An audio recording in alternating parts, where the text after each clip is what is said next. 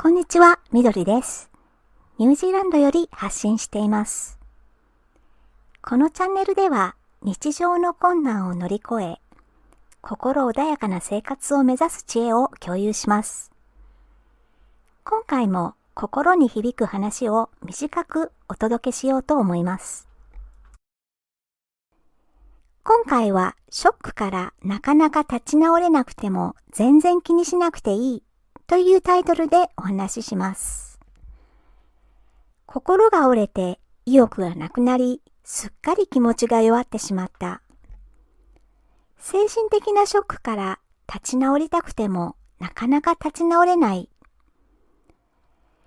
そんな時には頑張って無理に立ち直らなくてもいいです。立ち直れない自分を責めたり、情けなく思ったりする必要はありません。立ち直ろうと頑張らない方がずっといいんです。今回の話はショックなことからなかなか立ち直れなくても全然気にしなくてもいいというお話です。自分の心にぐさっと刺さって長い間心の中に残っていることは本人にとってはよっぽどのことです。表面上は大したことがないと見えても、その本人の無意識の領域では大きなダメージやショックを受けています。それなのに1、2週間でまだ立ち直れないのかと自分を責めれば、事態はさらに悪化して余計良くない方向へ進んでしまいます。信頼できる友人や周りの人に自分の気持ちを打ち明けたら、まあそんなことで傷ついてないで、と慰められるかもしれません。その相手にとっては、そんなことで片付けられます。でも実際、心に傷を負った人には、そんなことでは済まされません。他人がどう感じるかはどうでもいいことです。一番重要なのは自分がどう感じているかです。似たような状況の場合、他人はへっちゃらでも自分にはかなり重たく感じられることもあります。この世の中には感受性が強い人もいれば鈍感な人もいます。また今までの心の歴史も人それぞれ全く違うものです。子供の頃にいじめにあったり、虐待を受けた人は、ちょっとした悪口を言われるだけでもすぐに傷ついてしまいます。その人の心が未だに過去にとらわれていて、いじめられた時の記憶が誘発されてしまうからです。普通に考えれば、こんなことで傷つくなんてと思われても、トラウマを抱えた人は、簡単に傷つくことも珍しくありません。本人が弱いからそうなるのではなく、そういう背景があるから仕方のないことです。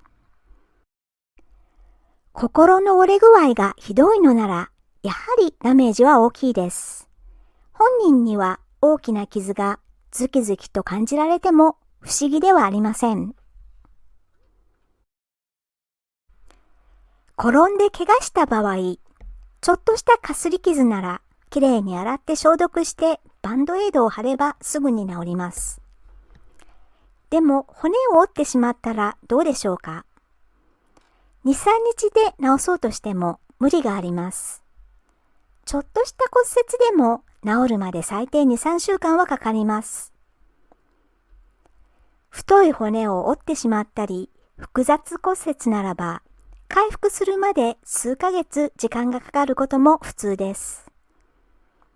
そんな場合にはギブスをはめて患部にストレスがかからないよう注意することが必要です。さもなければ折れた部分も休息できずなかなか回復できなくなるからです。心が折れるという言葉通り、大きなショックやひどい傷つきは心の骨折と考えていいです。心が複雑骨折を起こしていれば、まずはギブスで固定してその部分を守ってあげなければ回復できません。患部が十分休息できる状態でないと治ることも治らなくなります。しかし心の骨折の場合、ギブスをはめることもなかなか難しいです。本当はショックのことを一切考えず、好きなことに集中してリラックスすることが必須なのに、そうできないこともしばしばです。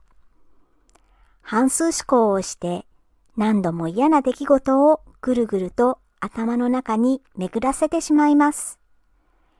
さらに立ち直れない自分を責めていれば、患部を動かして骨折の状態を悪化させることと同じです。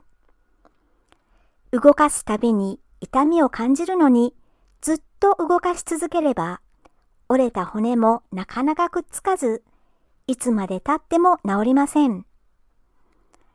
心の骨折も似たようなことが言えます。ずっと立ち直れなくても全く不思議ではありません。立ち直るには時間がかかるものと自分に教えてあげるといいでしょう。そして無理に立ち直ろうとはしないことです。まあそうなっても仕方ないよと自分に優しく接してあげます。なるべく患部を刺激しないようゆったりと時間を過ごすことです。まあしょうがないと立ち直れない自分を許せれば、不思議なことに想像以上に早く回復します。立ち直ろうと努力するときよりも、ショックでいる期間もずっと短縮できるんです。このことは実践してみなければわかりません。でもやってみると意外と早くてびっくりするかもしれません。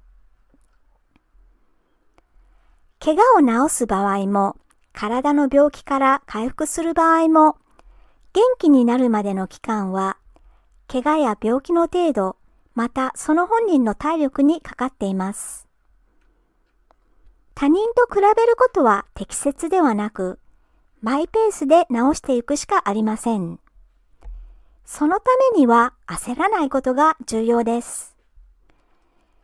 治そうと頑張れば頑張るほど、そのことに大きなフォーカスが当たり、変な執着が生まれてしまいます。この執着がかなりのくせ者なんです。執着があると治るものまで治らなくなります。治そうと頑張らないで、もうしょうがないと諦めてしまう方が、ずっと早くに治るものです。執着がなくなれば、そこへ意識が向かないから、他のことに集中できます。他のことをやって気持ちを楽にしていた方が、自然治癒力も上がります。そしてある日気づいたら、あれ？もうあの嫌な症状が消えているなんてこともあります。無理に患部にフォーカスして、どうにかしようとしないから気持ち的にも落ち着きます。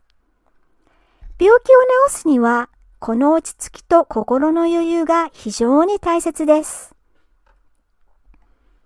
心が折れて全然元気が出ないときには、無理して元気になろうと思わない方がいいです。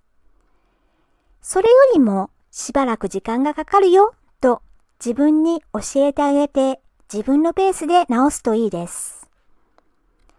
折れた場所を休ますためにも、早く元気になろうと執着しないことです。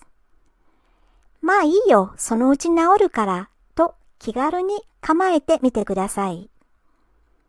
ショックが大きいのはそれだけダメージが大きいから仕方がないことです。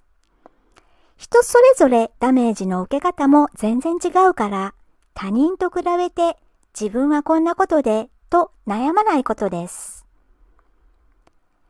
時間がかかってもいい、マイペースで行こうと気を楽にして自分の好きなことをしてみましょう。気にすることなくゆったりした気持ちで好きなことに専念すれば、意外にも驚くほど早くに回復することでしょう。ショックなことからなかなか立ち直れないのは当然です。全然気にしなくてもいいんです。ということで今回はショックからなかなか立ち直れなくても全然気にしなくてもいいというタイトルでお話ししました。最後まで聞いていただきまして本当にありがとうございました。次回も役立つ情報をお届けする予定です。応援いただけると嬉しいです。よろしくお願いいたします。ニュージーランド在住のみどりでした。それではまた次回まで。